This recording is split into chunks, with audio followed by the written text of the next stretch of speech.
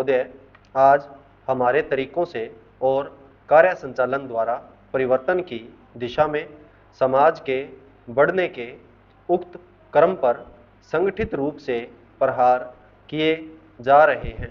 कभी कभी मुझे लगता है कि सही उद्देश्यों का भी इस्तेमाल गलत तरह से किया जाता है, जिससे बृहत्तर उद्देश्यों पर प्रहार किया जाए, और इस पर आपको अपने विचार विमर्श के दौरान ध्यान देना चाहिए। काम की बेहतर व्यवस्था का बड़ा महत्व है। इसके लिए अधिक उपयुक्त वेतन आवश्यक होता है। साथ ही काम का स्थान, कमरे आदि भी साफ सुथरे होने चाहिए। लेकिन जो लोग साथ साथ काम करते हैं, श्रमिक प्रबंधक तथा किसी परियोजना में या कारखाने में काम करने वाले अन्य लोग, उनमें अच्छे संबंध होना आवश्यक है तथा यह शायद अन्य सभी बातों से ज़्यादा महत्वपूर्ण है। मुझे आशा है कि यह बैठक ऐसी विचार गोष्ठियाँ और सम्मेलन इस प्रकार से काम के लिए बेहतर वातावरण को संभव बनाएगी। सरकार को काफ़ी कुछ करना है और वह करेगी भी। हालांकि आज हमारे यहाँ की स्थिति में ऐसा करना हमेशा ही सरल नहीं होता। यह कहना सरल है कि हम ऐसा करेंगे। नीति संबंधी निर्णय भी सरलता से लिया जा सकता है, लेकिन किसी निर्णय को समुचित ढंग से लागू कर पाना बहुत कठिन होता है। मैं यह बहाने की खोज के लिए नहीं कह रही हूँ, क्योंकि कठिनाइयाँ हों तो उन पर विजय पानी ही होती है और हम ऐसा करने के लिए कृत संकल्प है। लेकिन आपको पता होना चाहिए कि अमुक कठिनाइयाँ हैं और उन पर विजय पाने के लिए केवल इच्छा करने या वक्तव्य देने से काम नहीं चलता।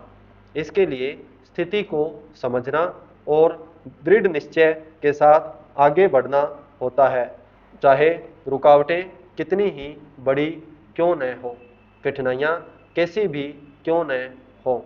सरकार का यही संकल्प है। सार्वजनिक क्षेत्र को बहुत महत्वपूर्ण योगदान करना है। उसे यह काम अपनी उपलब्धियों द्वारा ही नहीं, बल्कि श्रमिकों की भागीदारी की भावना को अनुभव करते हुए करना है। मैं जानती हूँ कि आज यह भावना सभी श्रमिकों में नहीं है। मुझे यह भी पता है कि इसके लिए हमेशा उन्हें ही दोषी नहीं ठहराया जा सकता। हमने प्रयास ही नहीं किया है कि उन्हें ऐसा अनुभव होता रहे। मैं जानती हूँ कि प्राय जो मजदूर किसी बांध के निर्माण में लगे हैं, उन्हें पता ही नहीं होता कि बांध होता क्या है। महोदय, हमने ऐसा प्रयास ही नहीं किया कि किसी परियोजना को एक ऐसा संयुक्त उद्यम माना जाए जिसमें उसके निर्माता, श्रमिकों, वहां रहने वाले अन्य मजदूरों, वैज्ञानिकों, प्रबंधकों तथा अन्य संबद्ध लोगों को भागीदारी का अनुभव हो। हमने समस्याओं को पुराने कोण से ही देखा है और लोगों को अलग अलग खानों में बांट दिया है। इसलिए ये झूठे विभाजन समाप्त होने चाहिए। हमारे समाज में ऐसे अनेक विभाजन हैं, शायद वे सभी समाजों में होते हैं, लेकिन हमारे यहाँ वे सामान्य से कुछ ज़्यादा ही हैं। ये धर्म के आधार पर, जातियों के आधार पर, भाषा और क्षेत्र के आधार पर पाए जाते हैं। एक व्यक्ति और एक वर्ग को दूसरों से अलग करने वाली अनेक तरह की दीवारें हैं और इन सब विभाजनों से हमारा राष्ट्र कमजोर हुआ है। स्वतंत्रता आंदोलन के दौरान इन विभाजनों का इस्तेमाल हमारी एकता को तोड़ने के लिए किया जाता था।